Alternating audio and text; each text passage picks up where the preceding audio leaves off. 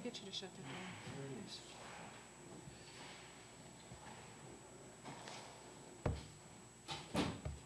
Okay, I'm going to call this meeting to order. The mayor and Lance Masters are on the phone, and I'll be running the meeting.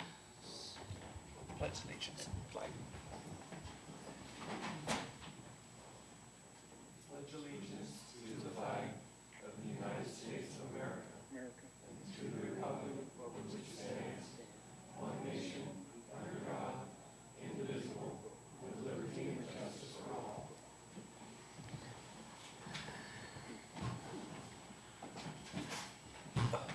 Kathy, will you take roll call, please?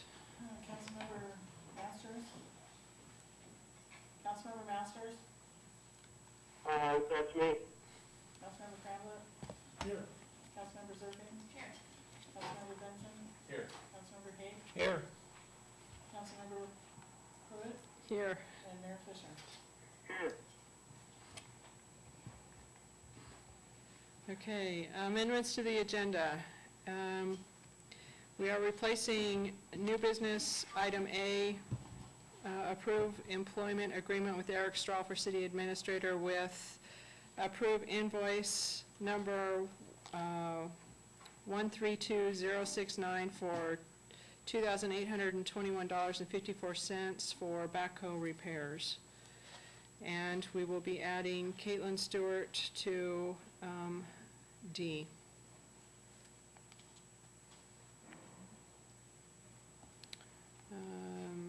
Presentations. Did you want to go ahead? Okay. Hello, Kayla Karen, Secretary of the Tourism Committee. We just unanimously voted in support of the Festival of Nations event this year, and we want to donate $3,000 to them.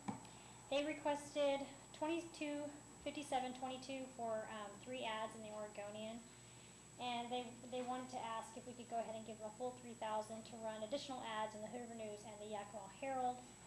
On Saturday night, they're having a Hawaiian luau. They're having kids' educational crafts and events. On the 10th, they have a 25th anniversary remembrance for the Columbia Gorge National Scenic Act. They have a peace day on the 11th, and I guess there were 4 tribes and 1,200 people there last year. So it was very successful. We thought it brought in a lot of tourists, and we want to support it. We unanimously support it, so we would like that you do the same. Is there any questions? When will that be? It is the September 10th through the 11th. Okay.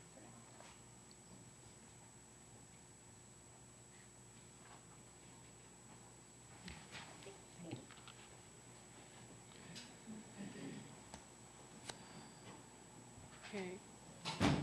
Comments by the general public.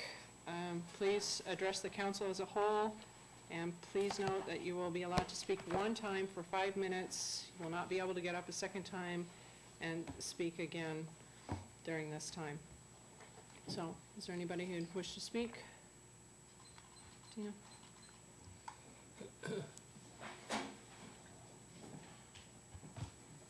Tina Tarani, Cascade Locks. So there's no comment when you get to the committee services?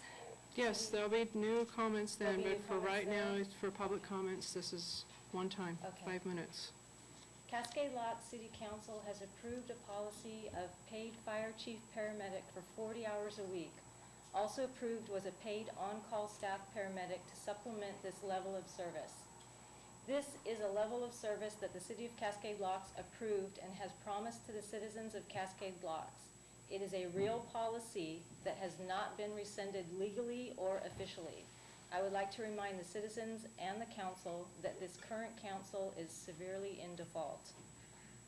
Secondly, regarding mutual aid, when the Hood River County Fire Chiefs Association sent notice of mutual aid termination to be effective August 19th, 2011, that's in 2 weeks, I'd like to know the following. Number 1, why did the mayor respond to a different organization called Mid-Columbia Fire and Rescue instead of the Fire Chiefs Association of Hood River County? These are 2 different mutual aid agreements and 2 different organizations. Number 2, when does the city plan to respond? The Fire Chiefs Association is still waiting for a reply from the City of Cascade Locks. 3, If Hood River terminates mutual aid, they not only will not respond to the Hood River County Fire Chief's mutual aid, but they will not respond on that other mutual aid agreement from Mid-Columbia Fire and Rescue. When you remove all the Hood River fire agencies from that Mid-Columbia Fire and Rescue, I believe that leaves just Dufur and the Dalles. Really, does this council think those two places will actually be able to help us, Dufur and the Dalles? Either the city is confused on these two mutual aid agreements and getting them mixed up, or the city is reaching at straws and trying to make the community think we are really okay. This council does not know what it is doing, and you are destroying this community, and when you do that, you take all the citizens down with you. Regarding Dawn Haight's comment on the meeting of 725, I'm sorry, you need to address this as a whole, not as one person. I would like to address a comment made to the council on 725. There was a memo, and it's been reviewed, and each of those comments will be responded to in future meetings because those are misleading and some of them are lies, and our community needs to have the records straight and be informed.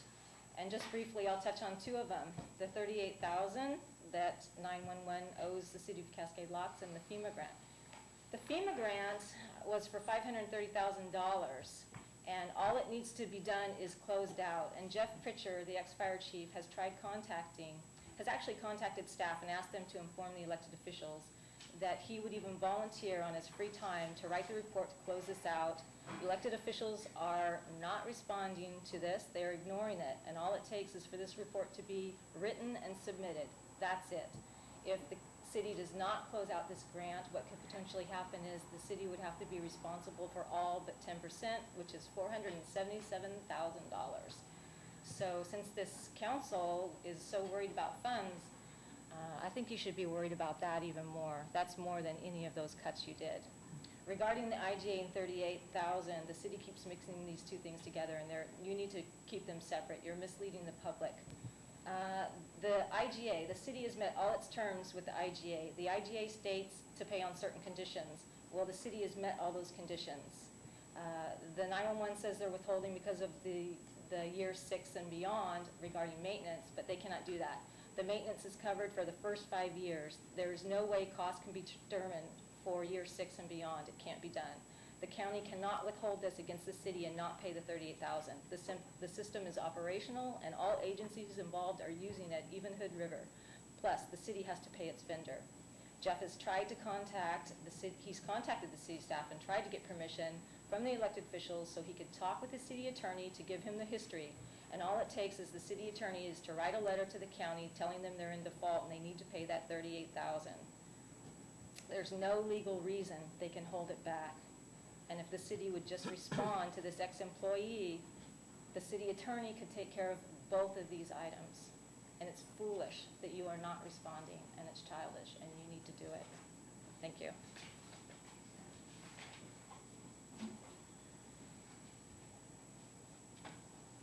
Anybody else?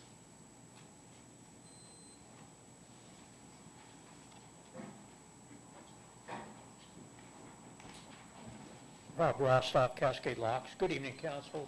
Good evening, Ruben. Good evening. I hope you'll look into that matter, that FEMA grant. It's a huge amount of money, and it just needs to be closed out. And in my estimation, these people are at fault for not taking care of it. There's somebody who's willing to work with them and get it closed out, and it puts the city at jeopardy for a great deal of money. I think that you actually work for the city and not for the council that won't take care of it. So I would hope that that would be addressed. A couple of weeks ago, I came in and I asked some questions. You probably remember. I gave them to Kathy to enter into the record. I've never heard back from anybody. Did anybody ever read them? Well, since I don't hear anything from anybody, I'm going to take that as a no. I'm going to ask some of these again. Do we currently have an operating fire and ambulance department? Who is running it? I'll say somebody wants to answer. The answer is no, we don't currently have one. We don't have a fire chief. We don't have a paramedic. I'm told Hood River is charging $1,500 per call taken in Cascade locks. Is that correct? And how many calls have occurred? I knew of one, and I understand there's more. Is there anybody that can fill us in as to how many more calls have been taken and at what cost to this city? I guess nobody knows. The last I heard, it was approximately 9. That wouldn't include whatever was going on today. Apparently there was a fire here in town, and there were people from three different agencies come into town. I don't know whether any of that was on mutual aid or if we're going to get billed for that. And some of those agencies were from across the river. I don't believe we have mutual aid with those anymore.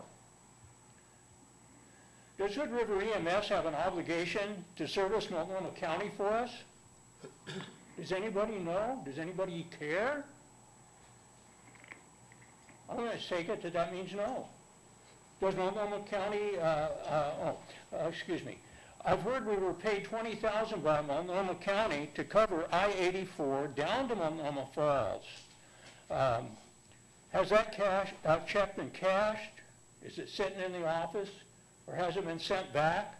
If it's been cashed, how do we meet our obligations to Multnomah County? If we don't fulfill them, can we be held liable by the county, by anybody who has not received service in our service area in their county? Does anybody know? I guess you guys just don't care. We have contracts with homeowners in Dotson and Warrendale. Can we fulfill them? If not, what are the contingencies? Can we be held liable if we don't fulfill those obligations? Again, I guess you don't know, you haven't checked into it, and you must not care. And I would assume we would be liable. Can the city be held responsible for any change in insurance rates if our ISO rating changes, our insurance costs for residents or businesses? My understanding in a letter I got from an agent across the river was that for every point the ISO rating goes up, it'll cost us an extra $150 on our insurance. There's 5 points that can go up right now because of the level of service that's not being provided. That would, 5 points times 150, that's $750 per household. That's a lot of money.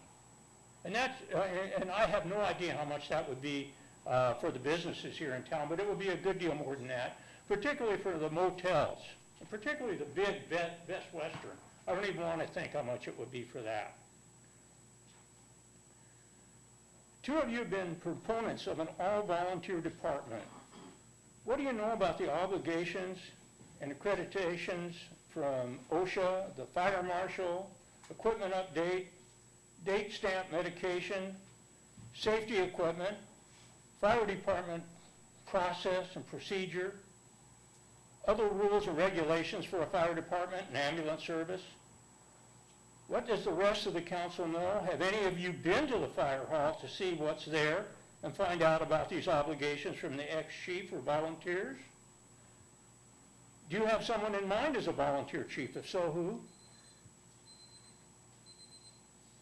Again, you guys are awfully quiet. I thought, according to the mayor, that we would ask questions and you would respond at the next meeting. I guess that's not your intent. I guess you do not want to respond to the public for some reason, and I'm not sure what that would be, why you won't respond to the public. Chief Pritchard has been told to turn in his keys, codes, and passwords, and that he has a week to do so or face legal consequences. Time's up, Mr. Brostow. Thank you. It's been a pleasure.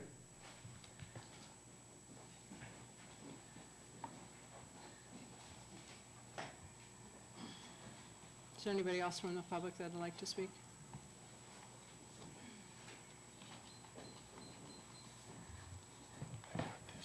Roger Ryan from Cascade Locks. We do not have a budget crisis in Cascade Locks. We have the same sort of budget challenges of every small city these days because revenues are flat and inflation is real. we in fact are better off than many small cities. This council would tell you that we had an insurmountable crisis caused by overspending and unmanageable debt. This is simply not true. Whatever problems we do have were created deliberately to justify the council's agenda of eliminating certain staff positions and individuals. To date, we've lost 7 staff positions. This has come at a very high cost, both financially and in services. My feeling is this council didn't want to solve the problem.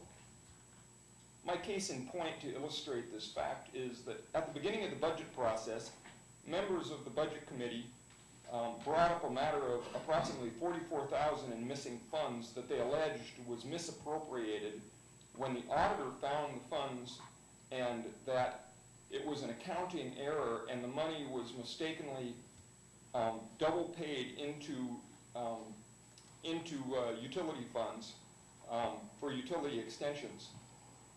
And when this was discovered, the budget committee did not correct the error. They used an excuse that the city has been stealing money from the utilities for years in lieu of what they called the privilege tax, which is actually a franchise fee, which our attorney had already ruled was completely legal, nothing illegal about it. But they didn't put the money back where it belonged, which it belonged in the general fund. If they were actually trying to correct the problem, it seems that they would have put that money back in the general fund. In fact, one council member suggested perhaps that money should be put in the general fund and then could have been used to make the first year of payments on the interfund loan. That didn't get too far, though. Like I said, they wanted to correct the problem. You would think they'd have put it back in the general fund, since in the memo at the last council meeting, one of the comments was that our general fund has been going down each year and is at its lowest level for many years. You would think that that $44,000 then would have been good, first of all, to be corrected because it was not where it belonged. It was a result of an error. So, you know, like I said, if the council really wanted to solve the problem, but they don't want to solve the problem. They want to use it as an excuse to push their own agenda. Unfortunately, now our crisis is real. It's resulted in the loss of services. It's resulted in the potential loss of our mutual aid agreements, the dismantling of our fire department. There have been real impacts to services and to our finances of the city. Thank you.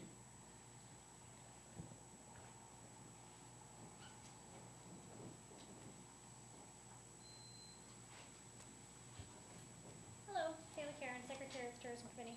I just wanted to do this during the presentation, but we invited someone from the Oregon Restaurant and Lodging Association to come to our next tourism meeting, which is August 29th at 7 p.m. And we would like the City Council and the Mayor to come. They're just going to talk about the TRT law and get it all straightened out once and for all. And we'd like everybody to come if they can. Thank you.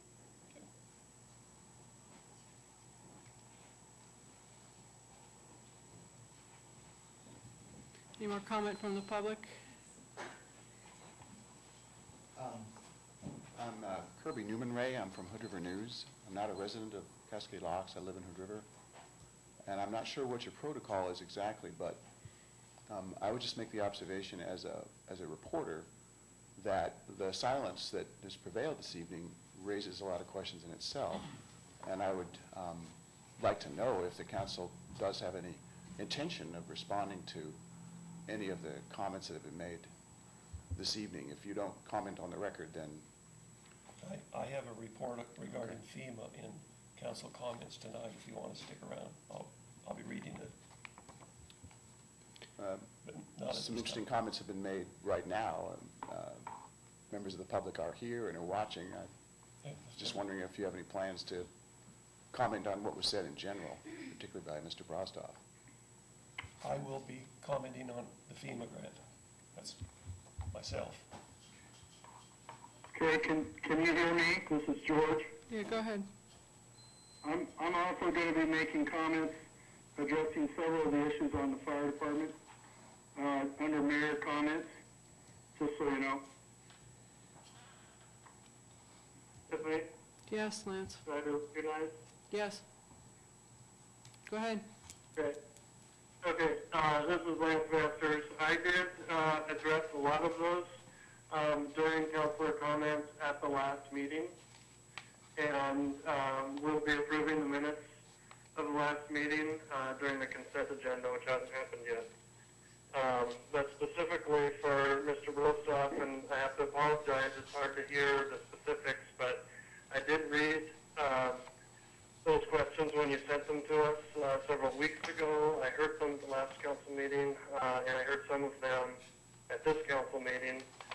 I don't have all of the answers that you've requested, but I can tell you for certain that I do care.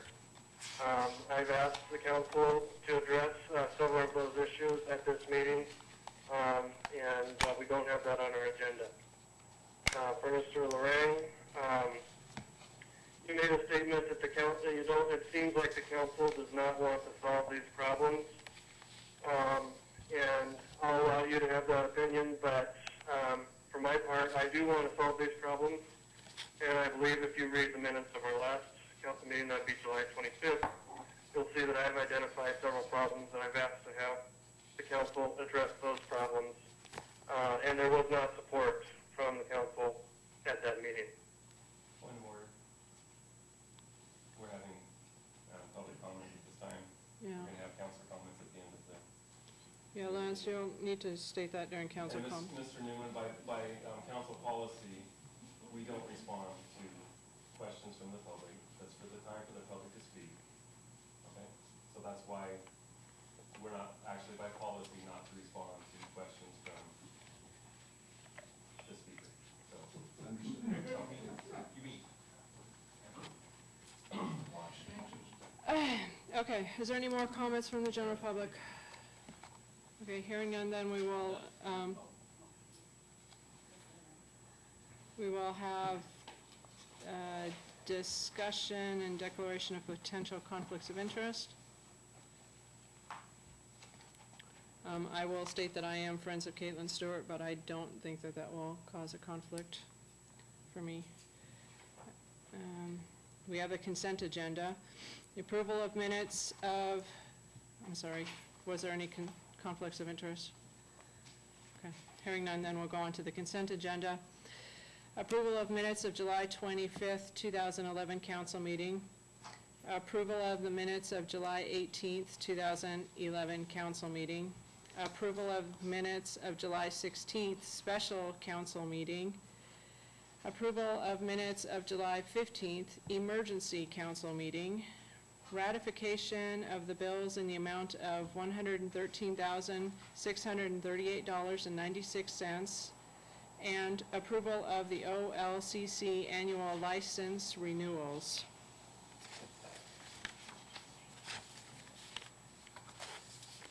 I'd move to approve the consent agenda. Second.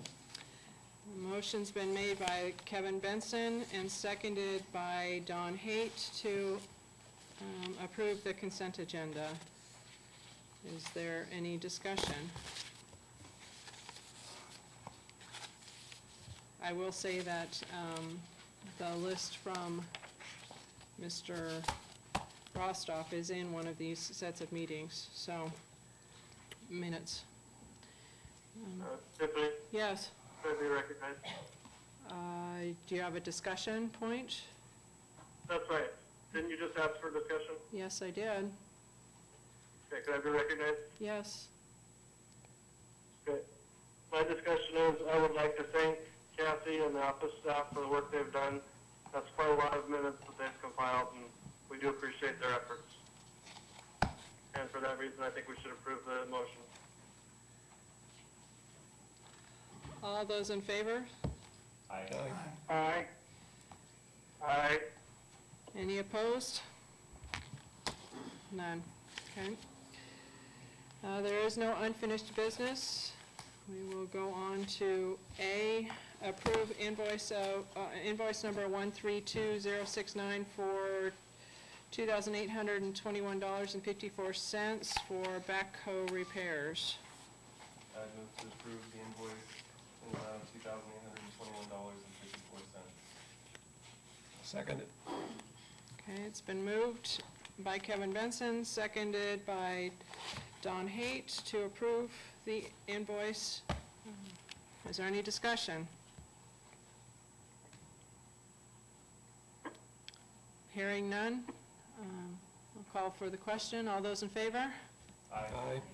Aye. Aye. Any opposed? Motion passes. B, approve resolution 1221, making appropriations and authorizing expenditures for the fiscal year 11-12 sewer fund capital outlay.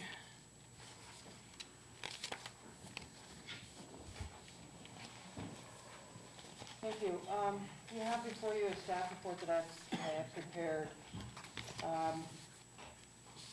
During the process of putting the new budget into our computer system, I discovered a mathematical error. If you look, I gave you two reports. The first report is the budget worksheet that all the budget committee received. And if you'll notice, the total capital outlay is $12,250. If you briefly add those up, that actually is $17,750.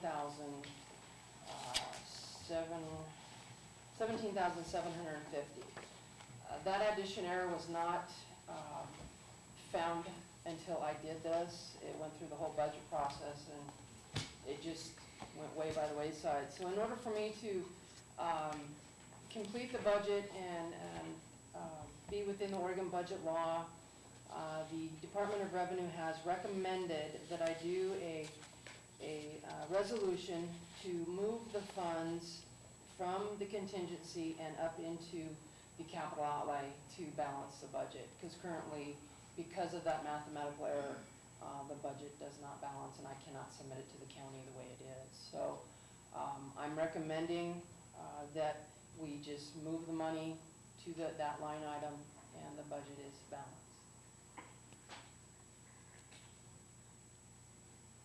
What's the total? $5,500. $5,500, and it was actually the line item of water treatment plant and monitoring equipment that was not added into the total outlay.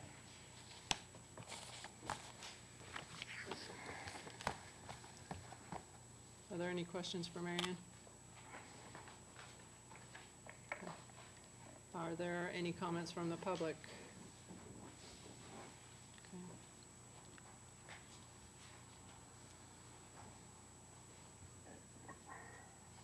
Then I need a motion. Wants to move it where then?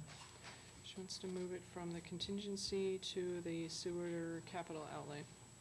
It comes from the contingency of the sewer fund to this capital outlay of sewer, so it stays within its fund. Okay, I make a, I move to approve resolution number 1221. It's been moved by Kevin Benson and seconded by Eva Zerfing. Is there any council discussion? Could you state the motion, please? The motion is to approve Resolution 1221, authorizing a budget amendment to allocations within the sewer fund for the fiscal year 2011-12, making appropriations and authorizing expenditures of $5,500 from sewer contingency to sewer capital outlay.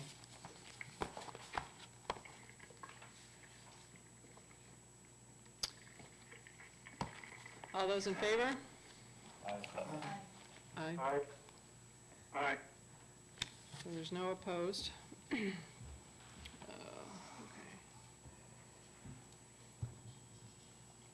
Okay, approve resolution 1222, establishing mayor's committees with responsibilities and structure to advise and recommend to the city council on issues of community-wide concern, and repealing resolution 1189. Do you want to talk about it or no? I can.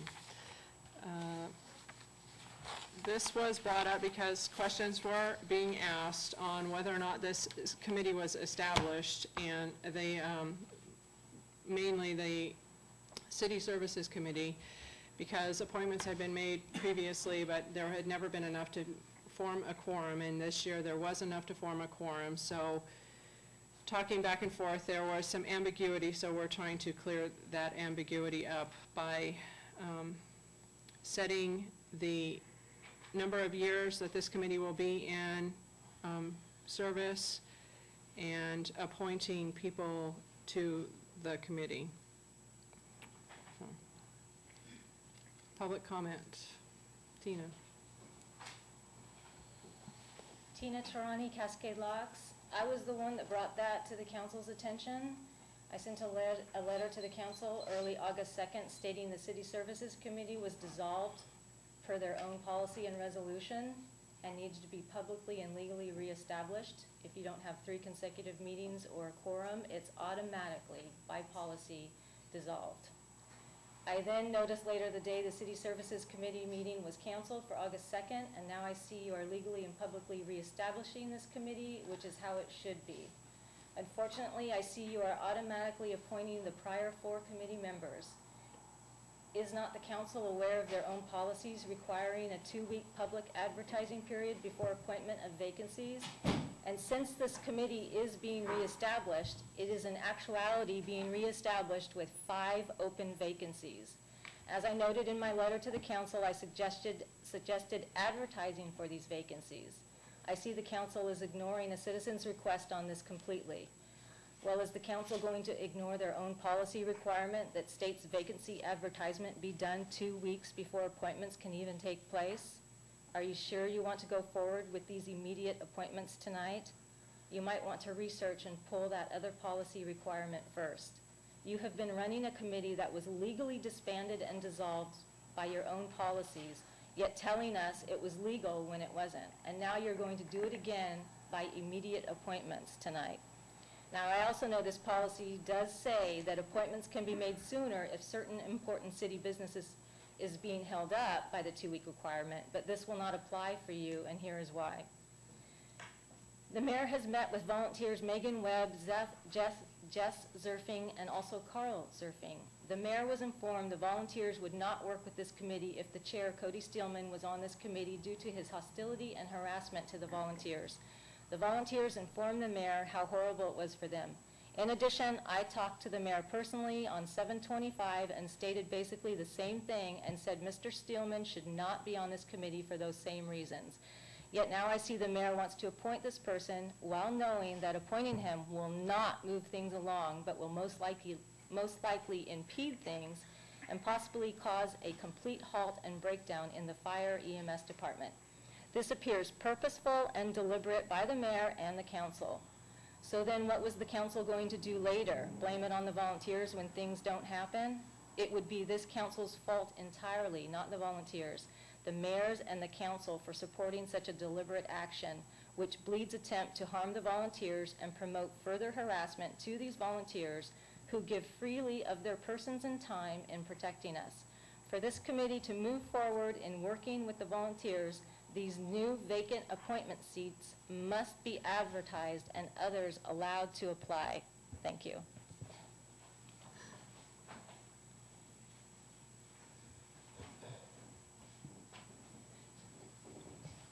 I want to add on to that a little bit. Isn't it generally, when committees are established, isn't it the committee themselves who appoints the chair of the committee?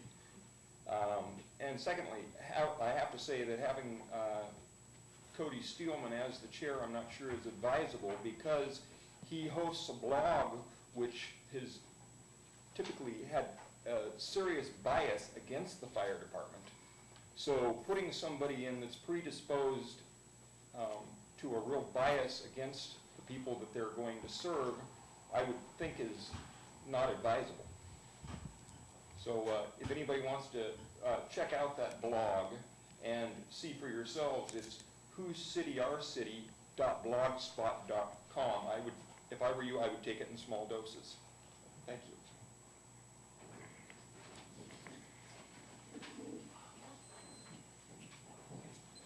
Mark Storm, Cascade Locks. Shelley Storm, Cascade Locks. Oops. Sorry, I have new glasses. Mr. Mayor and council members, my name is Shelley Storm, and this is my husband, Mark Storm. And we've written a letter we would like to share with this council. I lost the coin toss, so I'm the one that will be doing the reading, and my husband is here to support me because I'm a bit nervous about these kinds of things. Both Mark and I follow national, state, and local politics. We want to be knowledgeable voters making informed decisions. We, as many people, tend to vote for the best interest of our family, our community, especially seniors, children, and veterans. And although we follow politics, we have never spoken in front of a city council, and frankly, I'm not particularly comfortable doing so. We are here to speak about the City Service Committee. The committee has before it a very important work to help rebuild civil conversation and help develop innovative solutions for Cascade Locks as it helps heal the city. One task of this council is critically important: to choose citizens who have the skills, abilities, and temperaments to help build bridges with the fire department volunteers through constructive dialogue and an environment of mutual respect. I want to bring to your attention a few comments made by one of the prospective committee members, Mr. Cody Steelman. I'm quoting from a letter that he emailed to Megan Webb, July 17th. I'm not going to read the whole letter. It was a very long letter. I just want to point out some what I feel are pretty inappropriate comments. Now, this is from quoting Cody. Now at this time, the city, along with each and every citizen in this town, could file a civil and criminal charges against this so-called association and every volunteer. But at this time, I'm prepared to file criminal charges against this association and each and every volunteer personally on crimes I feel have occurred against myself and every taxpayer in Cascade Locks, Oregon. There's another quote. Cody also shared, now at this time, and each and every volunteer can be charged with criminal negligence for their actions as well. If this continues on and someone is harmed, dies, or loses property because of the volunteer's actions or this association, let me put it to you this way. If someone dies, then each and every volunteer could be sentenced to death. Let me repeat that. If someone dies, then each and every volunteer could be sentenced to death. This is the man that wants to work on a committee with the volunteers. I'm troubled by that. The last part of the letter, the sort of ending part, is, and I apologize for what I'm about to say, and this is a bullshit game that you are playing here with people's lives and property, and I will not stand for it in any way, shape, or form. I hope I have made myself perfectly crystal clear in this matter. That's from the letter that he sent to Megan. I wanted to also share some things that Mark and I found on the blog, and there were so many, it was really hard to pick, but I thought these were important. Cody is in charge of this blog. The bloggers, their comments can either be left on or they can be removed.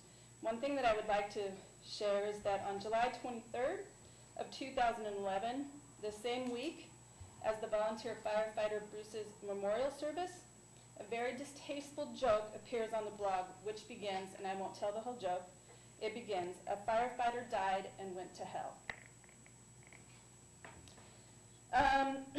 Another comment from Cody's blog. The evidence is already held by my attorney, and all I have to do is say, take it to the state's attorney general. I do not want to have to do this, as it will go beyond the city level and destroy families. So do not corner me, or I will fight my way out, is all I ask. I promise, if I am forced into a corner, I will give you a fight you will regret. I am giving a very small preview of what to look forward to on this page. Again, intimidation. A comment from Cody, June 30th, 2011, addressed to the volunteers on the blog. Are they going to quit and walk away from all the good the chief has done for the volunteers? And that will only tarnish the chief more than he is tarnished now. I can only say it is not my conscience I will have to live with for that decision. If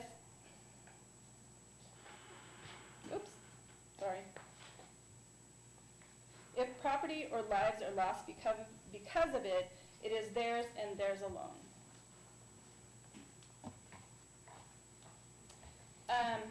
You have hit the 5-minute mark.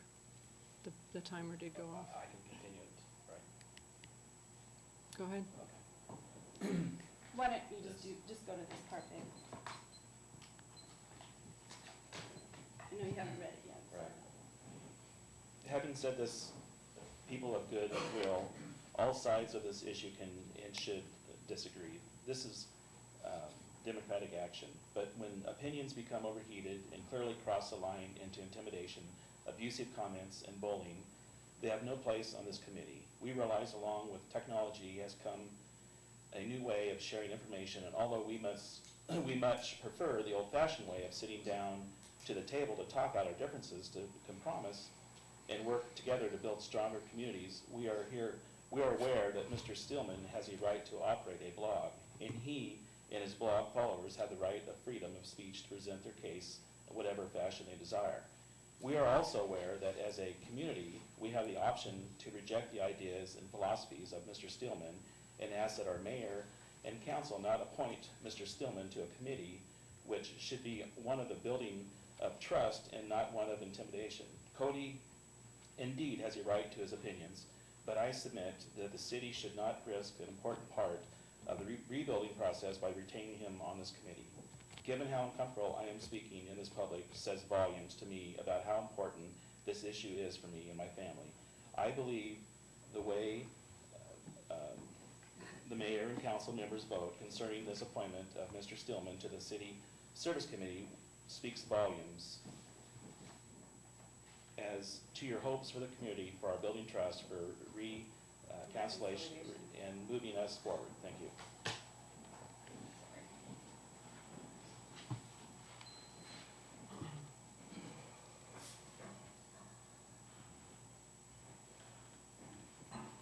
Dr. Osthoff, that's only part of what's out there on that blog. And I know that at least one of you has visited that blog. The other person you're thinking about appointing to this committee, at least if I heard correctly, is Caitlin Stewart. She posts on that blog.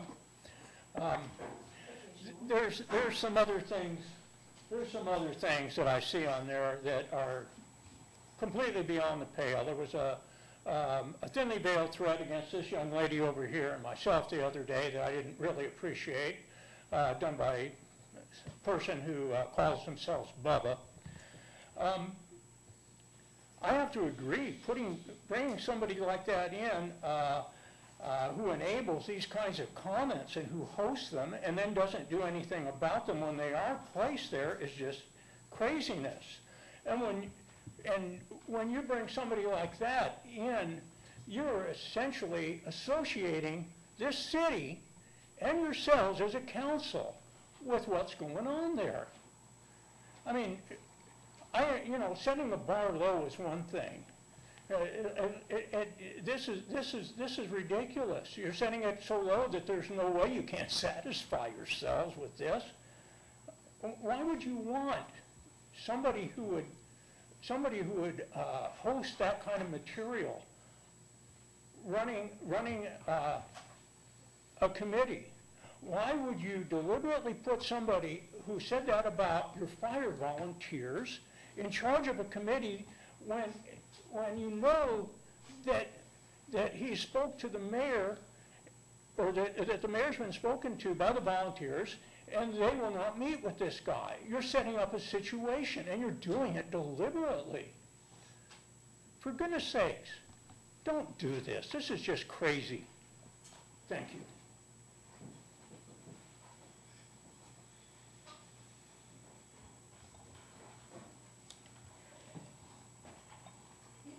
Go ahead. If you want to go by, go by.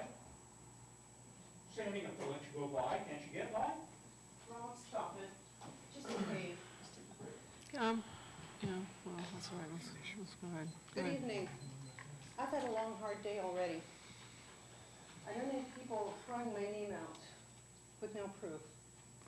I don't need people saying I said things on the blog with no proof. I applied to go on this committee for one reason. I was asked to by about 6 to 7 citizens because nobody else was interested. Did anyone else put in a application? Address the council, please. Keith Stewart, citizen, Cascade Locks. Town I'm a little tired of right now, to tell you the truth. I'm getting tired of this personal stuff showing up in our politics. I applied because a lot of people asked. I applied because I have experience with police work.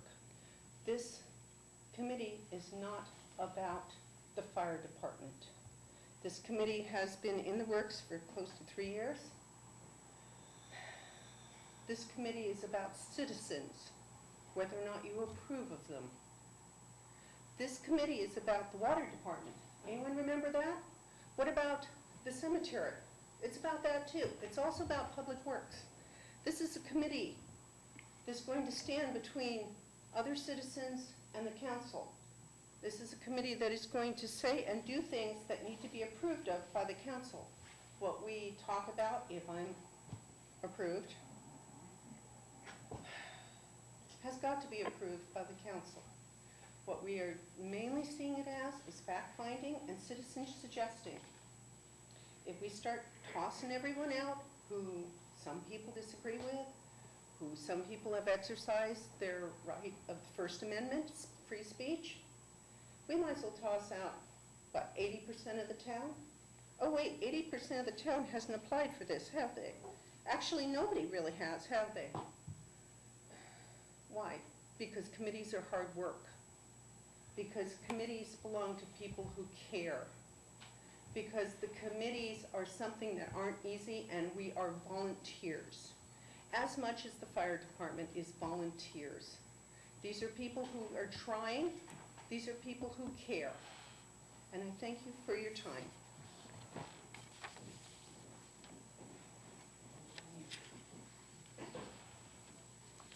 Any more public comment? Okay, hearing none.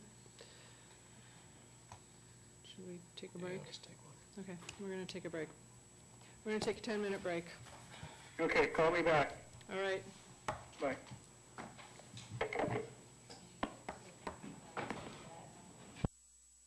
Is this it? No, that's a different one. Okay, I'll call as soon as I find the paper.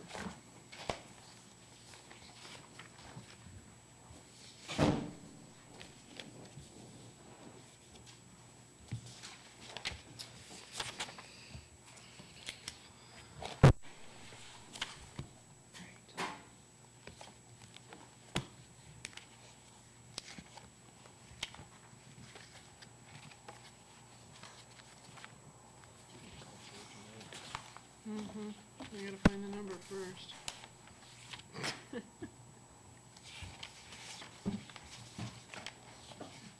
Here it is.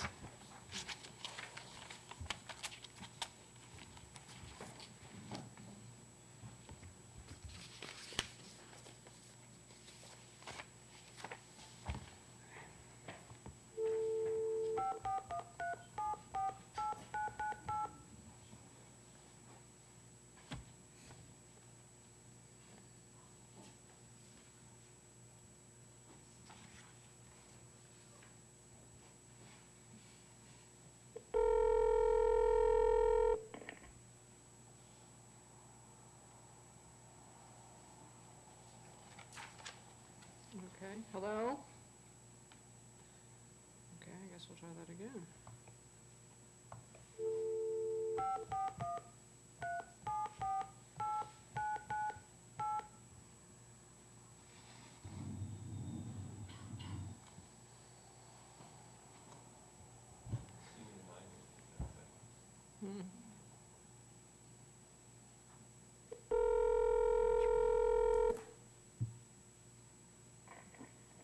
Hello?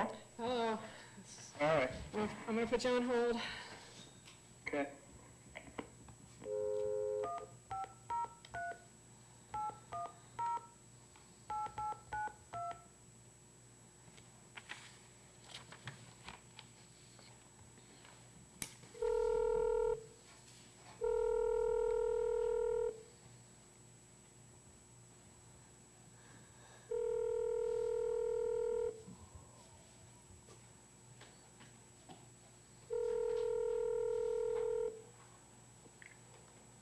Lance Masters. Okay, I'm gonna do the same thing as before. Hopefully this will work again. Here we go. All right. Okay, are you both there? I'm here. I am here. Okay, then we are back in the meeting. Okay. It'll stop. Okay.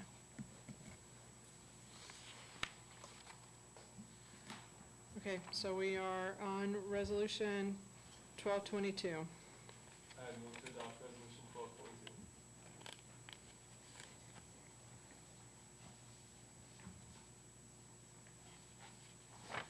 I need a second.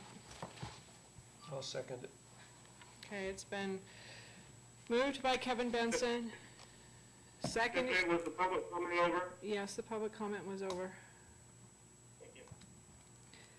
Moved by Kevin Benson, seconded by Don Haight, to adopt resolution 1222, a resolution establishing mayor's committees with responsibilities and structure to advise and recommend to the city council on issues of community-wide concern and repealing resolution 1189. Council discussion. Tom? So there was a question brought up about, give it enough time to put it out there. So is that part of our, That's a separate issue. Yeah, that's separate. That's the next issue. The next one. what am I looking at? We're looking at C right now.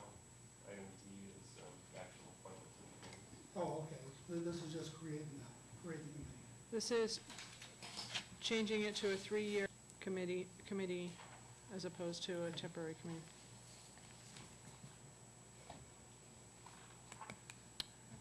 Any more council discussion?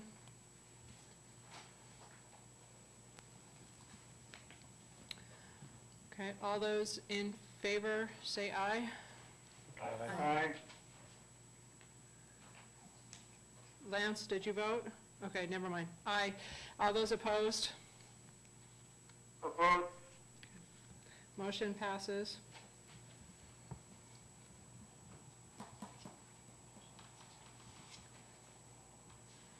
Okay, now we go on to D, appointment of members of Cody Steelman, Corey Frank, Carol Taylor, Shirley Carr, and Caitlin Stewart. I would move to table this item until the next meeting. I'll second it. Okay. Eva, did you want to say something? No, not at this time. I agree with that, to make sure that we fall within the 2-week requirement, so that there's no doubt. So that would be my question, are we gonna go ahead and put it out for notice, and we're going to bring on all fresh applicants? Oh. Or just table? To me, I don't, We're gonna table it. We'll put out the, can we ask the attorney if that's necessary? Well, there's no such thing as too much notice, so, I mean, if you want to give more and table it, that's certainly acceptable. I don't see how that would be an issue. well, I'd like to see, the letter in question that was brought up by a citizen and, read that for myself and, gather some more information on a couple of them. Well, and I also like, I would too, because I don't read the blog. I'd like Okay. to see the copies. and it's my understanding there was an apology as well, so I'd also like to see that as well, so. So there's been a motion to table it. All those in favor? So, could I just ask a clarification question? Go ahead. And maybe someone asked this already and I just didn't get the answer, but if we're tabling this till next week, does that mean, that other people should send in letters if they want to be on the committee, or does that mean that, we've got our 5 people, we're just waiting 2 weeks? Is it open, or have we just, are we just gonna have the same agenda item listing the 5 people that are being appointed? We're voting to table this item, that's it. Kevin says we're just voting to table the item, that's all. So it's coming back with the same 5 people? Who knows, in 2 weeks? Well, if it's tabled, that means you're not changing it, you're just bringing it back in 2 weeks. So it's the same 5 people. That would So be, it wouldn't do anyone any good to send in a letter requesting to be on the committee because the 5 people have already been chosen. that would be up to the mayor. George, did you hear that? Yeah, I heard it. And at this time, if we're going to table it for 2 weeks, I'll consider any applications in the next 2 weeks. And at the end of this 2 weeks, I will make an appointment. So what you're saying then is there's potential that this agenda item would be changed when it comes back. Can we get back to the, You could have different names on it, is what you're saying. there's a motion on the Let's floor. see, the motion, we got to address the motion on the floor right now, Lance. And that's not Yeah, and that's why I'm asking The this motion question on the floor because is that we're tabling it. So let's just table it. Let's address the motion. so if we're voting on this, then we're voting to keep the same 5 people on the appointment. Okay, wait, That's what Tom the table has his means. hand up. Okay, Tom has a question. Well, I got the same question too. If we're going to table it, that's kind of, in the process is the 2-week thing. I like to, I believe that 2 weeks it should be done by that process, and anybody who wants to get on can get on, because I mean, the mayor's gonna get to appoint who he likes to appoint. But if the process says that we need to go out for 2 weeks to bring in applicants that won't be part of it, then we should do that. And it sounds like that's what the mayor is going to do, so I'm good with that. Okay, Eva? Well, I was just thinking, we should, or I don't know who we need to find this out from, I know we need to go look at it, but Tina had brought up the fact that we have something in writing that says how we need to fill in new committees. So if we've said we want to put this committee in, I think that we need to do the process right. I don't want to sit here and keep going back. Okay, and I'm gonna argue that this committee, we're not doing a new committee, it's the same committee, we're just extending the time that they're staying on the committee, and there's nothing different about this committee that hasn't been already established, except for the fact that it's become a permanent committee as opposed to a temporary, and that we're asking that they make a 3-year commitment to this committee. So it's the same committee as it was before. That's, Ma'am, you need to control yourself. No one interrupted you, and if you can't, we can ask you to leave, okay? Thank you.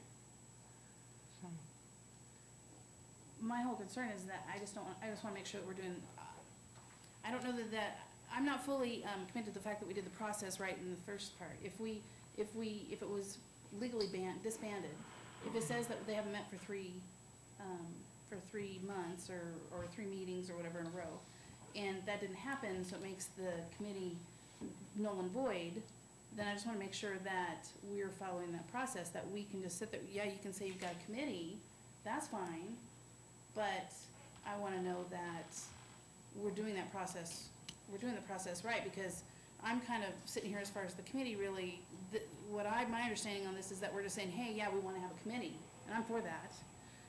But I want to make sure that our selection process is correct. I just want us to make sure that it's open, because maybe people didn't want to be on it because they didn't really know it was a valid committee anymore. Kevin?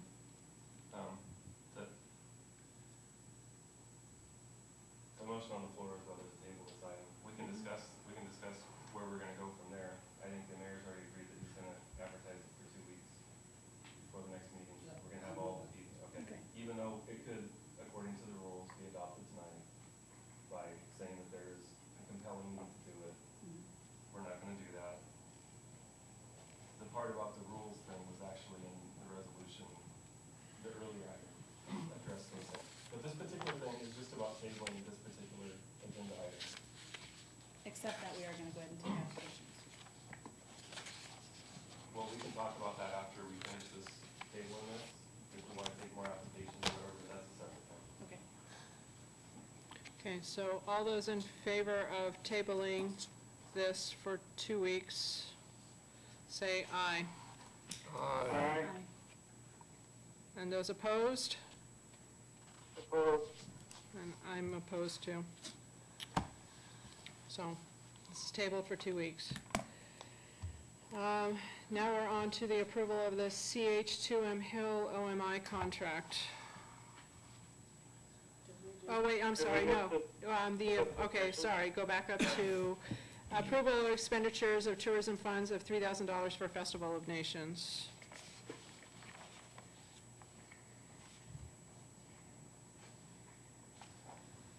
I'd move to approve the expenditure of $3,000 in tourism funds for the Festival of Nations.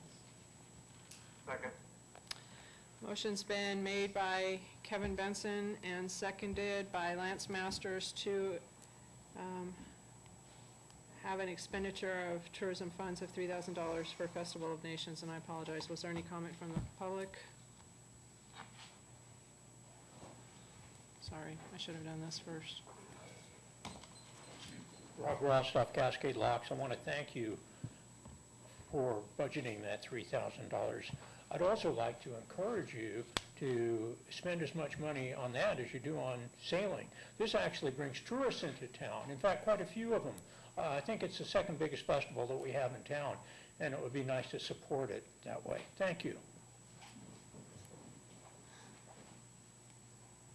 Any more public comment? Hearing none, I'll go on to councilor discussion. Council comments? No, council discussion on Oh, yeah. approving $3,000.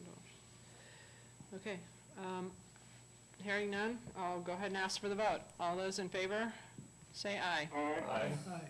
Aye. Aye. All those opposed? None. So, okay, now we go on to the CH2M Hill OMI contract. Is there any public discussion on this before we get started? Okay.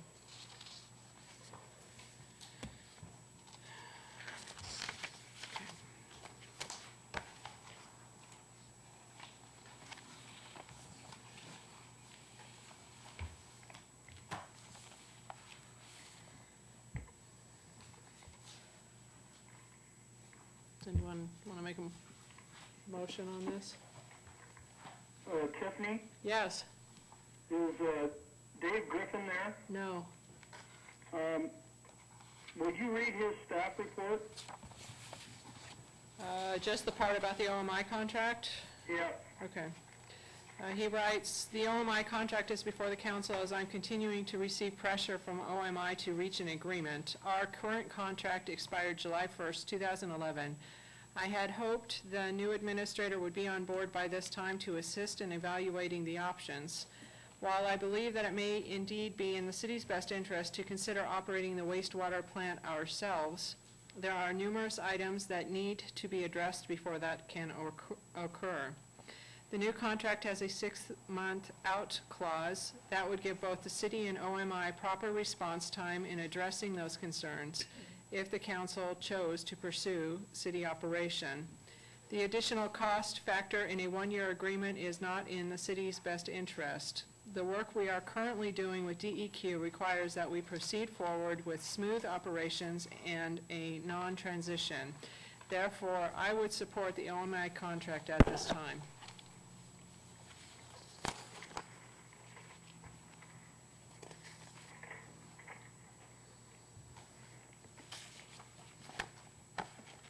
Okay. Move to discussion. without a motion? No? I would move to approve the OMI contract, CH2M Hill. I'll second it. So it's been moved by Kevin Benson and seconded by Don Haight to approve the CH2M Hill OMI contract. Council discussion, Kevin? So, there's a multitude of changes in the contract. I was wondering if the attorneys had an opportunity to look it over. I believe Alex did, but I didn't get a copy of it. And every change is not in our benefit, it's in OMI's benefit. To the point, the one thing I'm most uncomfortable with is the statement in the contract that the contract contains, or the amount is for what they think would be the appropriate number of hours to run the plant, but it doesn't list what they think the appropriate number of hours is, and then it says that the city will be liable for any overtime or straight time that exceeds their estimate that isn't even part of the contract, which is about as open-ended as you can get. So, unless they're willing, that just doesn't make any sense to me at all. If you're gonna have a base, and then they changed the other thing, they changed their baseline from a time, the amount of hours necessary to operate the plant, to the amount of processing that the plant does. So that's what they're basing the cost to the city on. I don't agree with those two things. I think it's such a incredible change from the last contract that I think we need to counter with something. I mean, the increase I think is within reason. A couple of the other terms are within reason, but those things specifically are not things I agree with.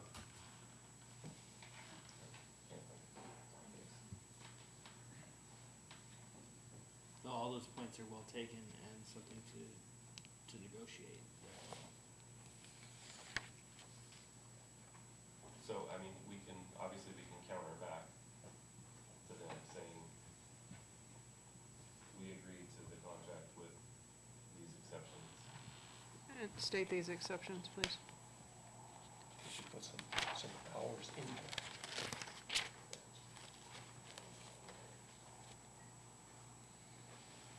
Did you two hear what Kevin said? Did I hear it? Yeah. No, I did. Go ahead, Lance. Sorry. No, I was just saying I didn't hear it. So, so speak a little louder, Kevin.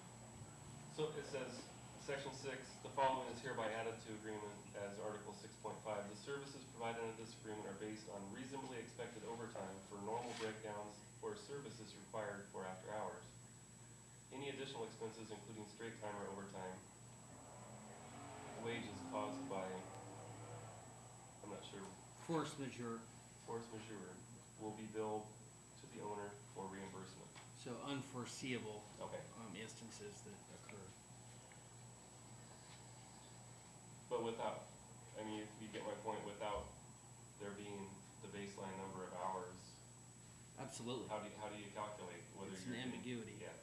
And I take it this is something that has been, that could at least be estimated as far as how many hours would be required.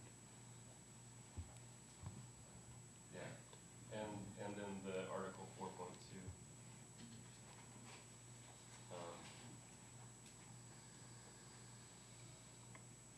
Compensation for services based on the flow characteristics of the project. I think that is a whole different animal than the contracts that they've had in the past, which was for a service, which was to operate the plant, to haul stuff to Hood River, and so on and so forth. To start talking about how the flow is going to determine the project characteristics is a departure from that, a radical departure from that, I think. What was the old contract based on? This wasn't in it. It was based on the service, which was, the service was to operate the plant, to haul the stuff to the river, and the duties that they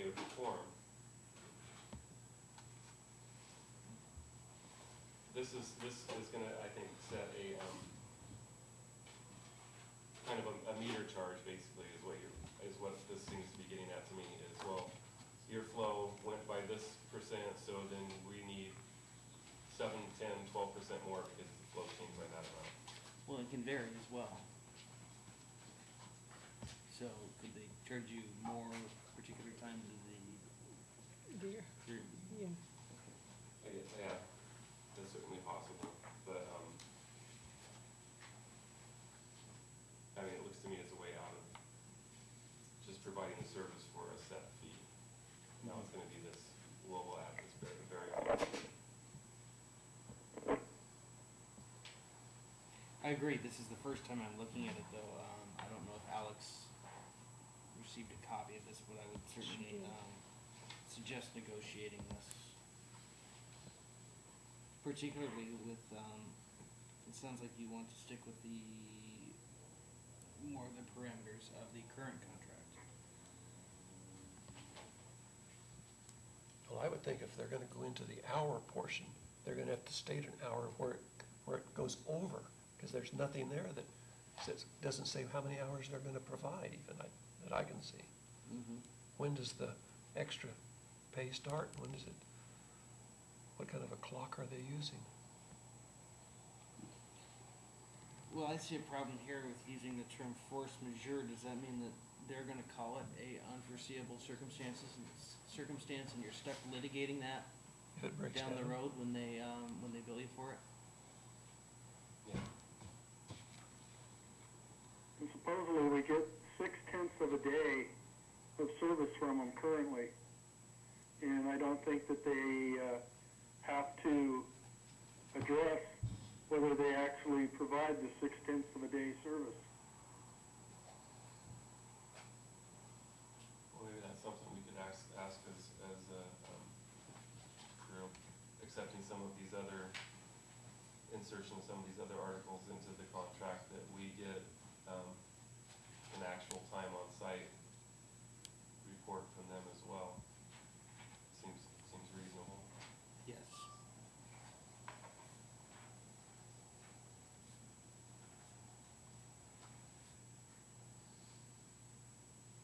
So, do you want to amend your motion?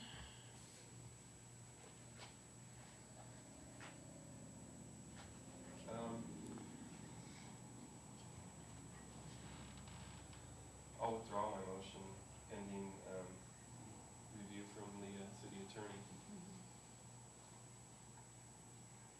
Okay. Because, I mean, we'll need to look at an amended contract in order to take any action, correct?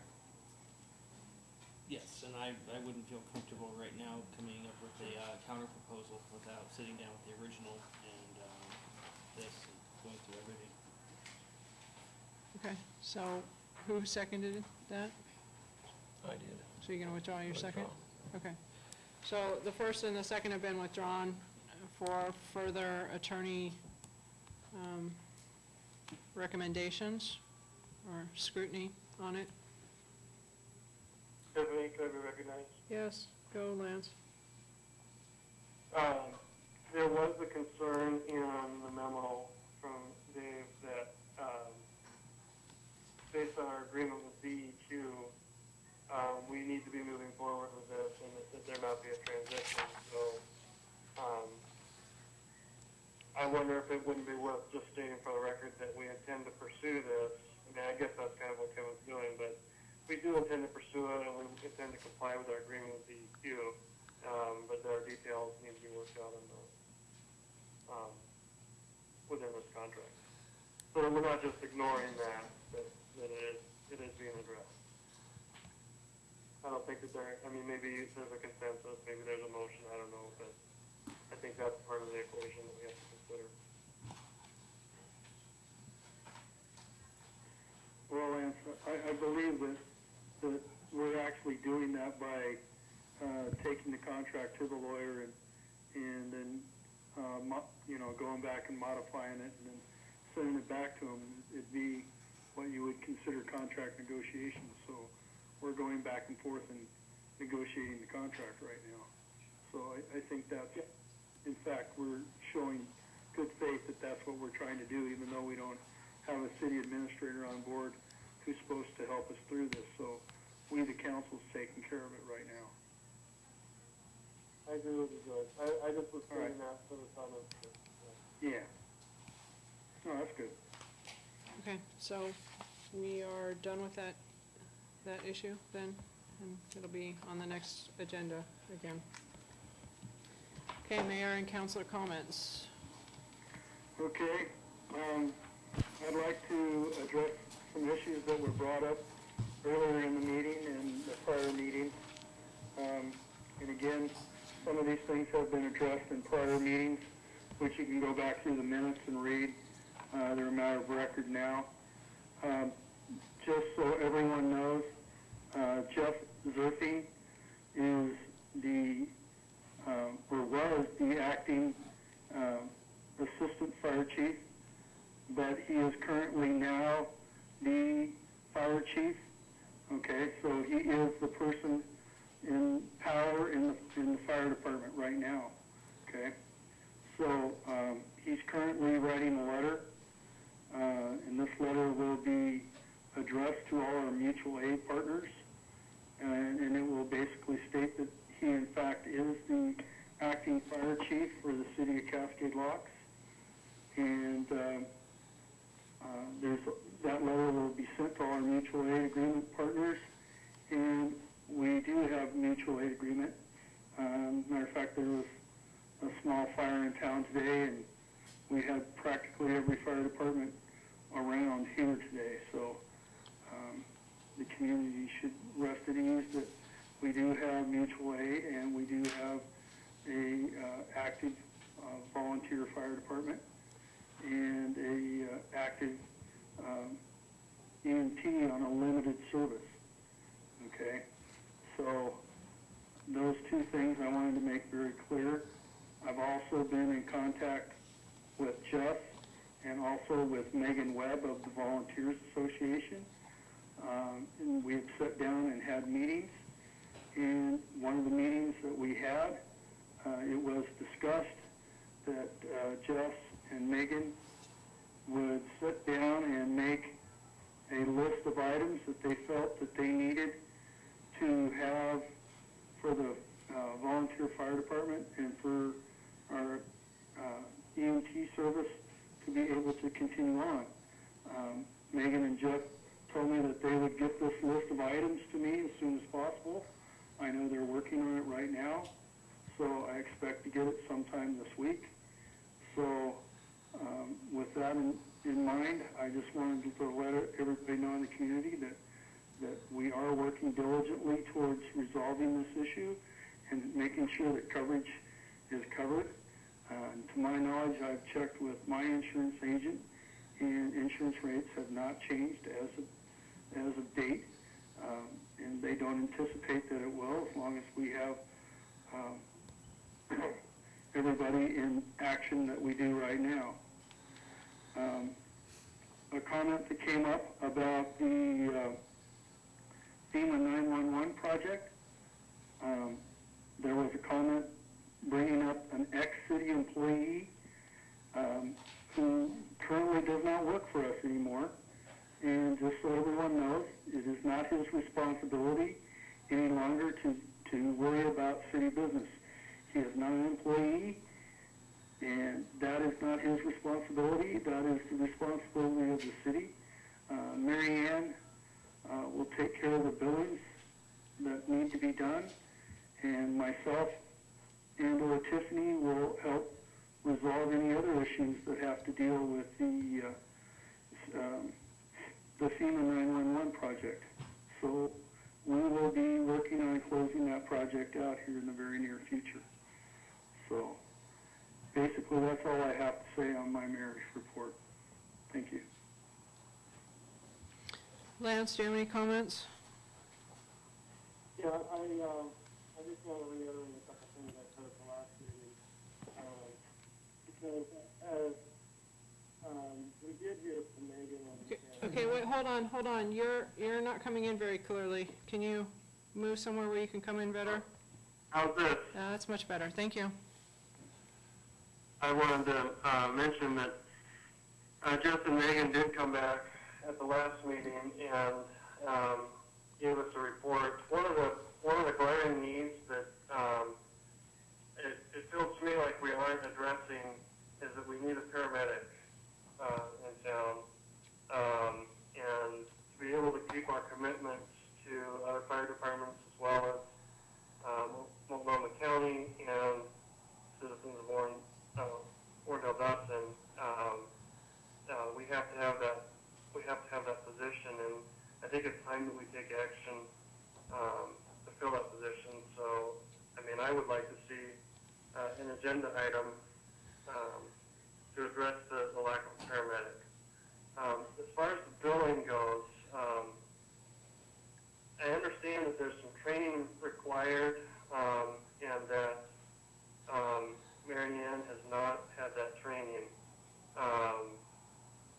So, I mean, maybe something's changed since the last time I talked to her, but that's what I understood. As well as it's not part of her job description, so to do medical billing. So I think that remains a concern for me. I think it's at best a tentative plan, but it definitely requires more action on our part to addressing the billing deficiency. And again, that's something I think should be addressed as an agenda item at our council meeting. This should have been at this meeting, and hopefully will be at the next. There's also concern about the maintenance of our equipment for our EMS department that the pay chief was in charge of, and I don't know that Jeff has agreed to take on the maintenance of all the equipment there, or even if he has those qualifications, and I just don't know about that. But I think there needs to be a plan in place for maintaining that equipment. Also something I think that the council needs to take action on, and should be on the agenda at our next meeting, so that we can do that. At the last meeting in July, I also had a concern about the fact that we had changed our policy in the middle of July to send our 911 calls to the Hood River Fire Department for 30 days. At this point, we haven't changed that policy. Since that is our policy, I wonder if we shouldn't be taking action to change it, although by the time we meet again, we may have exceeded the 30 days on that policy. So those are some good concerns. I think it really does need to come up to this council to make decisions and to take action. And I encourage us to do that. It's been long enough now, and time for action. Thank you. Tom? Well, the same thing. My issues are the financial issues. And again, we're still hearing that we don't have financial issues, but again, all from what I can get from our auditor, who is our hired CPA to do this stuff, is that he gave us a report March 22nd of some of our funds, and funds that he felt that were having difficulty. And one of those funds was the general fund. That was the revenues and expenditures were actually doing okay in there, but the fund balance was declining as money was moving out to shore up other things. So he had a concern about the fund balance going down. The street fund, talked about that the revenues have been declining, but the same thing, the fund balance was at a 5-year low, with finally expenditures exceeding revenues for the last 2 years, but it still had some reserves in there. And then they went to the emergency services, which fund was not in existence for 2005, 2006, and but ever since that fund was created as an enterprise fund. It has, its expenses have outran its revenues, according to it. And in 2010, the fund finally went into, it didn't have any more reserves, it went in deficit, which was a violation of Oregon budget law. But apparently we were able to, you can still carry that as long as you're covering it. And we were 32,000 in, apparently, as they're telling us we're around 60,000 in the hole right now. And in the hole means that the emergency services have spent the money. And so it's spent, but then the money went out, but it didn't come from emergency services because they didn't have the money. So who's had to back it up is the general fund. So the general fund had to take $60,000 from the general fund to cover it. So that's how it's being covered, is through the general fund. If you continue to do that, your general fund is going to continue to decline. We bring in about $450,000, something like that, is what comes into the general fund. So example of 2007, revenues or expenditures outran revenues by 33,000. 2008, expenditures outran revenues by 16,000. 2009, expenses outran revenues by $111,000. 2010, expenses outran revenues by $127,000. So when you're on that course, if 2011, you're looking at $125,000, there are no more revenues. They finally ran out of the reserves. We started with $414,000 in reserves. Those are all gone. We've gone into the hole. We're $60,000 in the hole right now, and it's being covered by the general fund. If we go in another $127,000 in the hole, that will be covered. So it's budget law not to do that, but you're going to cover it. You're going to cover it with your general fund. So now your general fund, who is basically making about $450,000, is going to throw in potentially this next year $127,000 into it. And I don't see anywhere where any of that's changing. So yes, we do. We have, and that all happened since we hired a paramedic and a chief. That didn't happen prior to that. So yes, we do have to look at this thing in a hard way. But obviously our issue in here is that the expenses of that department, of having those paid people, that paid person, is eating up all the revenues.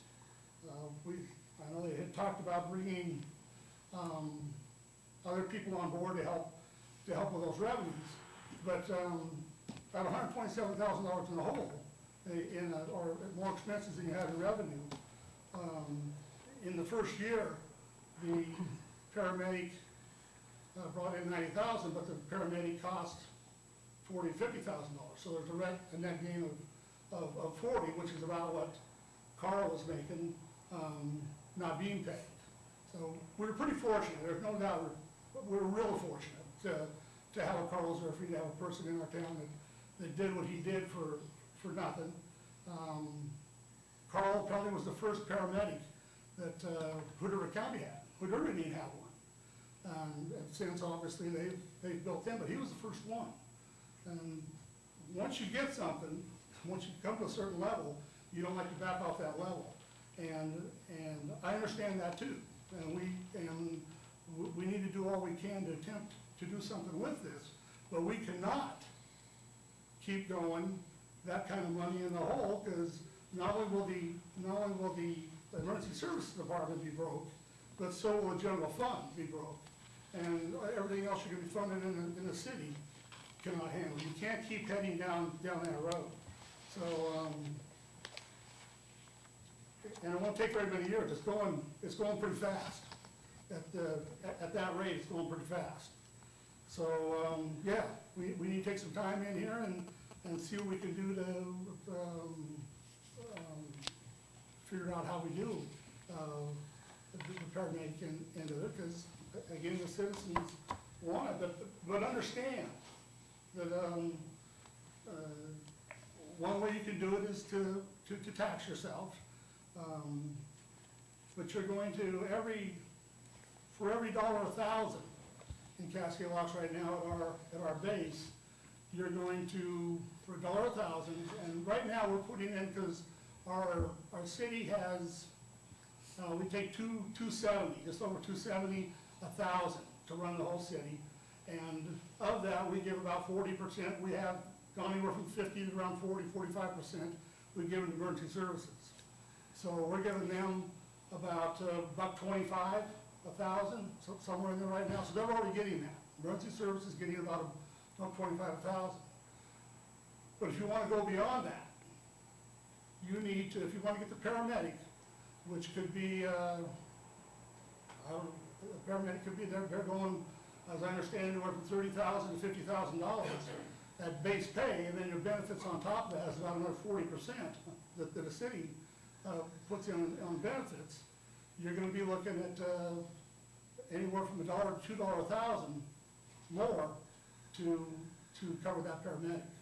So just be aware, we can do this, but one of the ways we're going to have to potentially do it, if you really want to fund it, is the city has to, the citizens have to make a decision that they're going to put more money into it. And that money, as I say, you only generate about $65,000 a year, or $1 per thousand of your house. So figure out what that goes, you know what your house value is and what's going on. You can make a calculation of what that's going to cost you as a citizen per year. But that's part of the issues.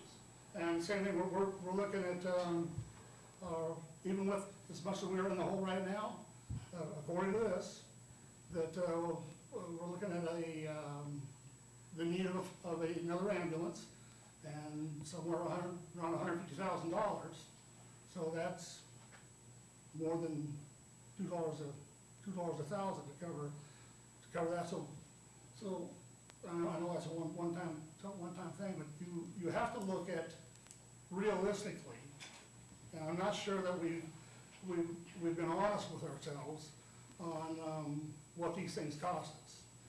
You can have all of this. You can have all the things that we would like to have if you're prepared to pay the kind of money that it's going to need to do it. You cannot do it. You know, it's going to be tough to do it. It's obvious we aren't doing it. We haven't done it since it started. We've been in the hole, and expenditures have outran revenues every year, and they're getting larger and larger and larger. And if it continues down that pace, and there's, according to the looks of it, there's no reason for it, doesn't appear to be any reason for it not to, because that's how you project things out. That the general fund is, and a lot of other things are going to have to go in the city in order to be able to keep that going, unless we're prepared to go out and ask the citizens for money. But if we're going to do that, we need to be right on what we're asking them for and what we're trying to get, in my opinion. But a lot of this thing has been pushed towards personal feelings and trying to create, bringing the person into it, when really it is a money issue. And from our end of it, from the council end of it, that's how we have to address it. We have to look at it as a money issue. And as I see it, it's a pretty tough money issue to go after.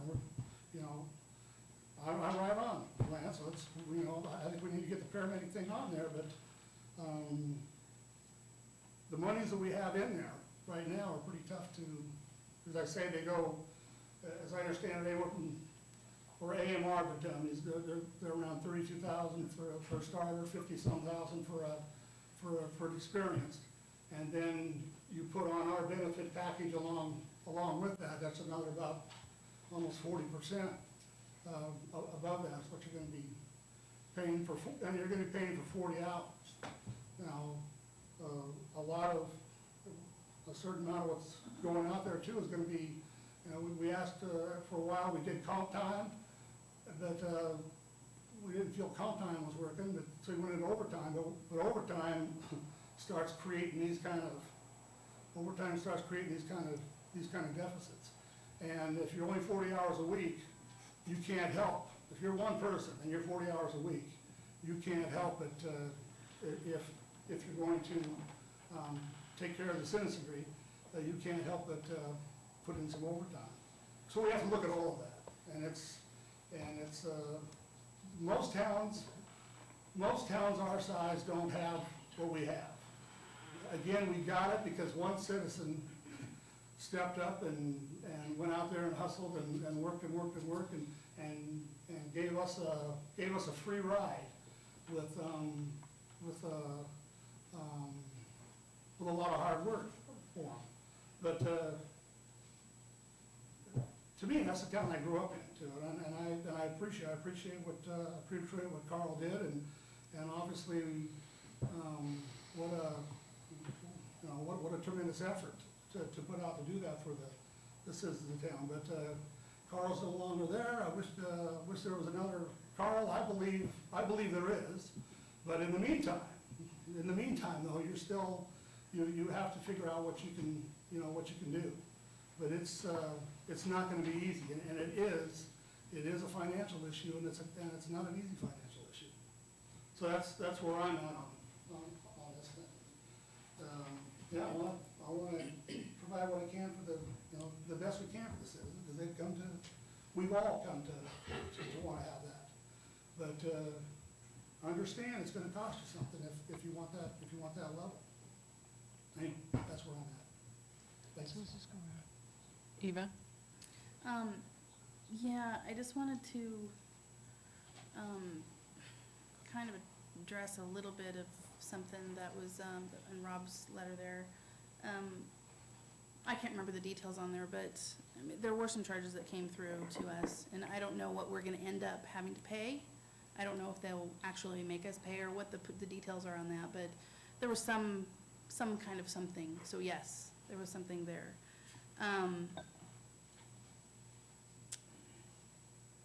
I too, and I very much so care about this, like so much like it's like my life's all tore up right now. So I really, really care about the community. I care about the money. That's a whole nother aspect that I have to think about, and I care about the volunteers, of course. And this is something for me, ever since I got on here, it's like, wow, how many more blows can we take?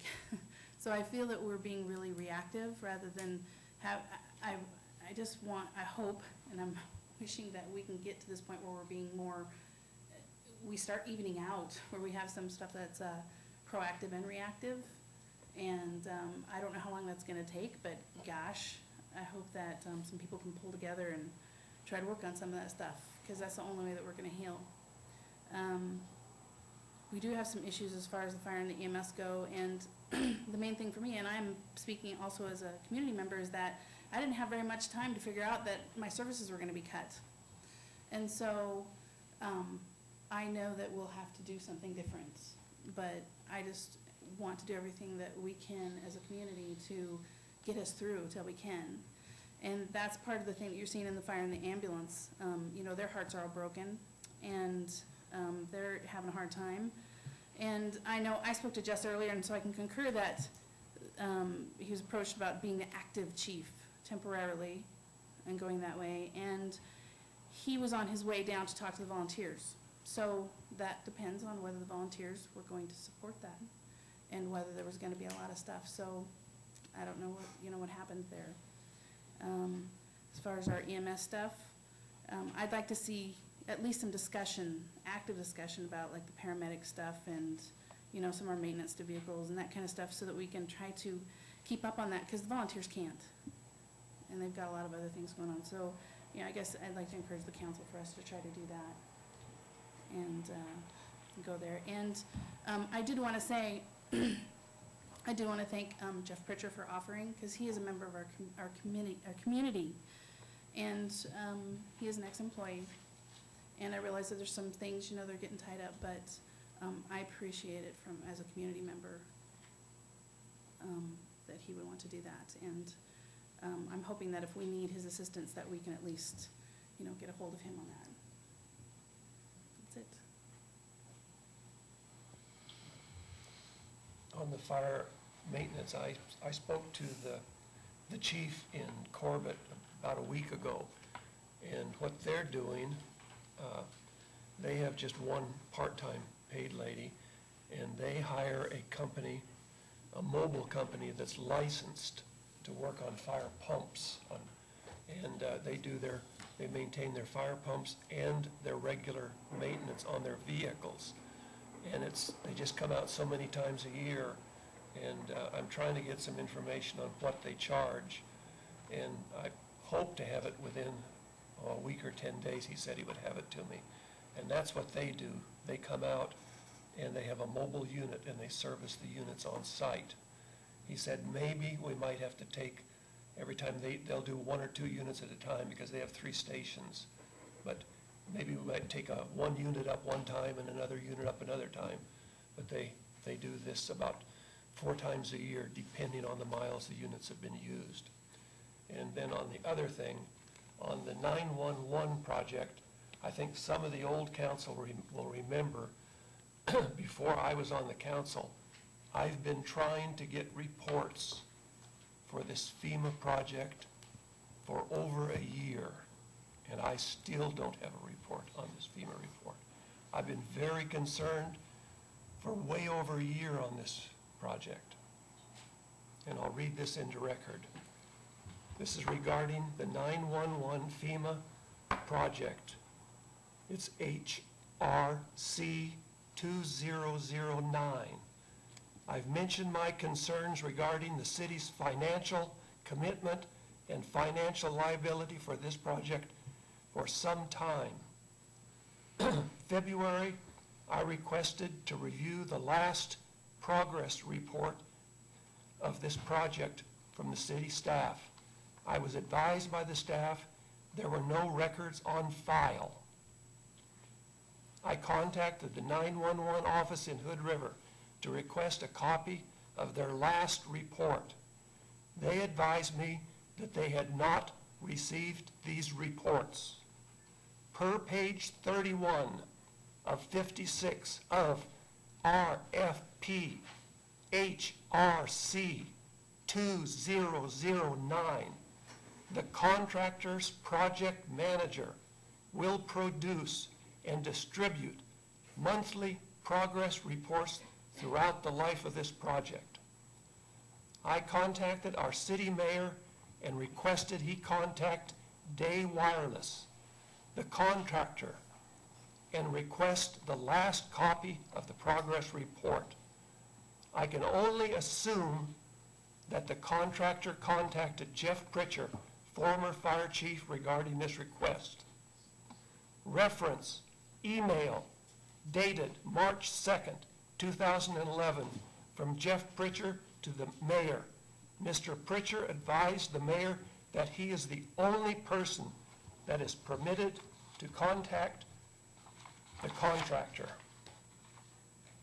I would like the city council to request that our city attorney reviews and reports on the following items. Number 1, confirm that the previous council, previous city attorney, and all parties involved had reviewed the FEMA application and contract before accepting it. 2, confirm the exact long and short-term financial and operational liabilities Cascade Locks has regarding this project. Contact Day Wireless, the contractor, and request they provide reports as per the contract. Confirm if Cascade Locks is liable for any matching fund payments not made by the participating agents. Confirm if the SIF systems acceptance test plan has been submitted and accepted by all parties. 6, why was Cascade Locks selected to be responsible for this project, as the 911 office is the largest agency involved in the project? Attachment to this is a copy, an email dated March 2nd from Jeff Pritchard to the mayor and copy of letter dated February 4th, 2002 from David Merriweather to Jeff Pritchard. Copy of page 31 of 57 and copy of page 37 of 57, reference HRC-2009, submitted by Don Haight. And I'd like to request that the council request our attorney to look into those questions. You done? That's all I have. Okay. I want to say that things may appear to be going at a snail pace. We have been dealing with a lot of issues, one of which is in this past week, the mayor's had a complete knee replacement on his knee, and so we have been working hard to get some things in order.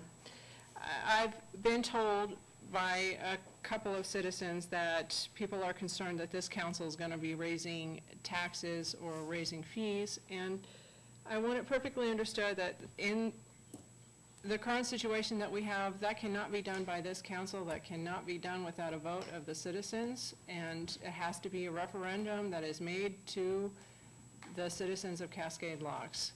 So that's just not even a question, and it's not even an issue. So whatever we deal with, we have to live with what we have, and that's what I feel that this council is trying to do the best that they can with that.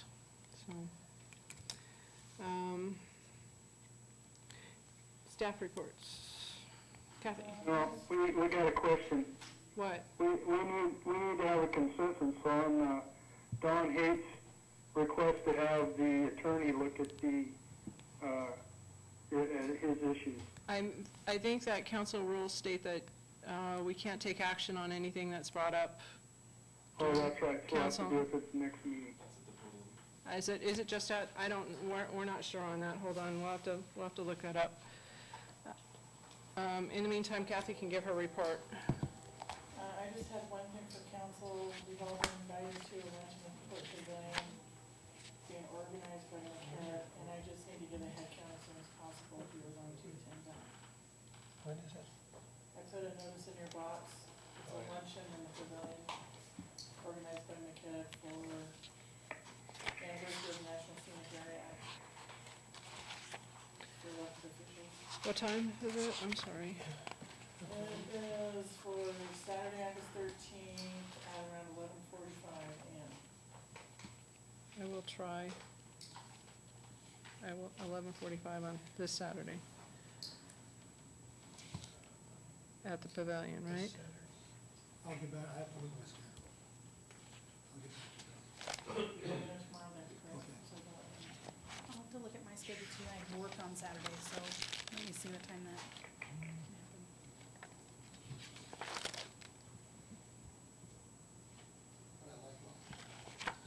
You like lunch?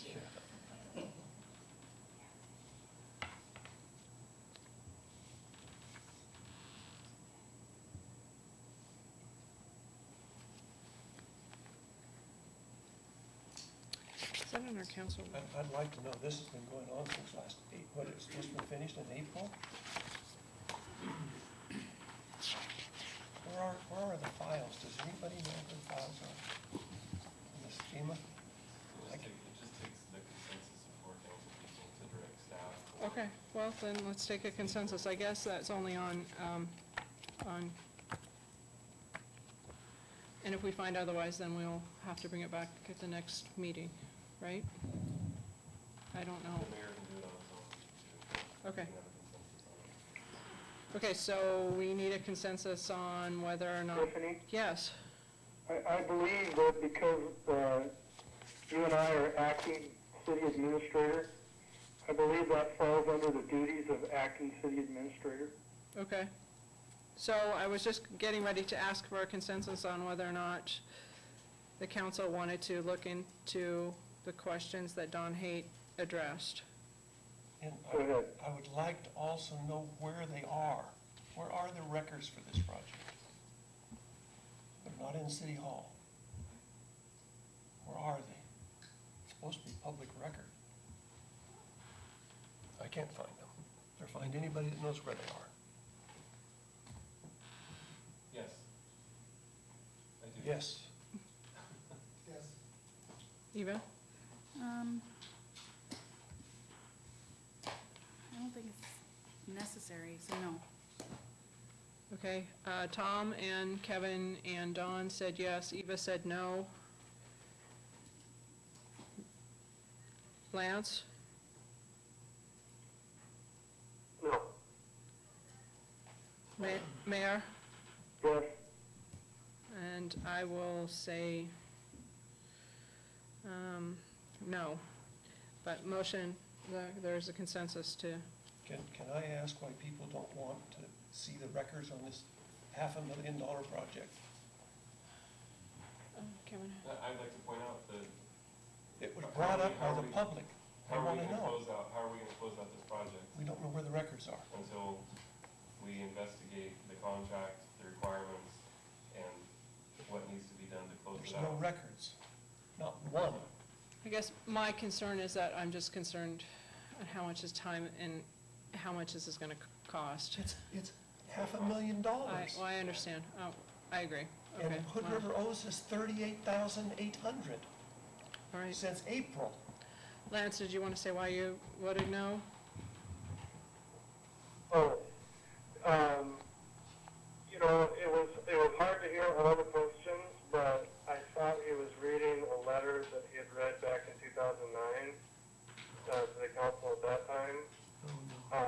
And, you know, it's just difficult for me to hear on the phone, but what little I did hear, I mean, I feel like those questions have been answered.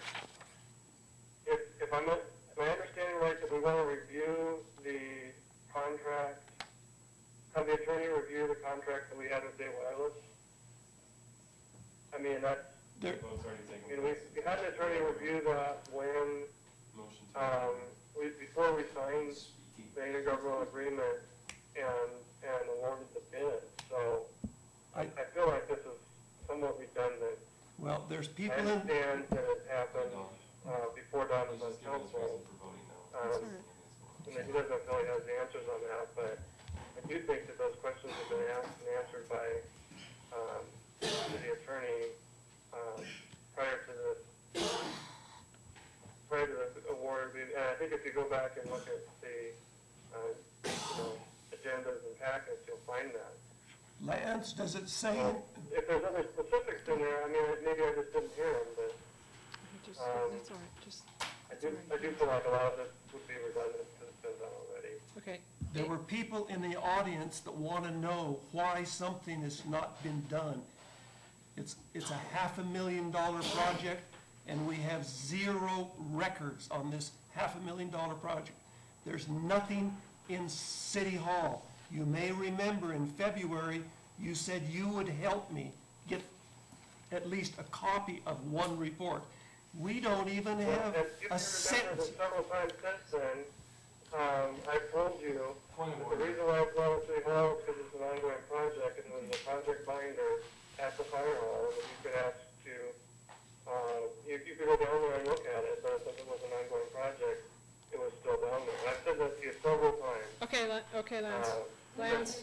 Motion to You're adjourn. cutting me off now? No, Yes, Yes, they're cutting we're cutting you off. We're not gonna have a I wanna- conversation now? We're Okay. not having a conversation. We're not having an There's no motion on the argument. floor. And I Motion to wanted, adjourn. I wanted, Yes, I'm just asking a question, so I'm just answering it. did Eva want to respond? No. Okay. And I wanted to clear it up. It's only, council can't take action on things brought up by the public.